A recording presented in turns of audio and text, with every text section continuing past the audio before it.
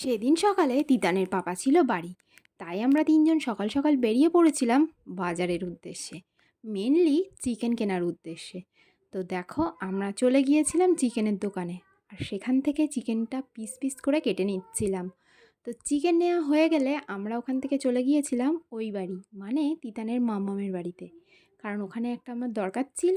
সেই কাজ মিটিয়ে আমরা আবার বাড়ি ফিরে এসেছিলাম তাড়াতাড়ি, কারণ বাড়ি গিয়ে তো আবার চিকেনটা রান্না করতে হবে, না তো লেট হয়ে যাবে। এমনিও আমাদের লেট হয়েই গেছিলো, ওই জন্য তিতানের ঠাম্মি আলুগুলো ভেজে রেখেছিল আর মশলাটা কষিয়ে রেখেছিল।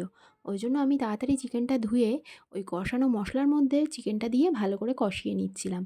তারপর ভেজে রাখা আলুগুলো দিয়ে আর একটু ভালো করে কষিয়ে জল ঢেলে একটু নাড়াচাড়া করে ঢাকনাটা চাপা দিয়ে দিয়েছিলাম, দিয়ে আমি চলে গিয়েছিলাম তিতানকে স্নান করাতে।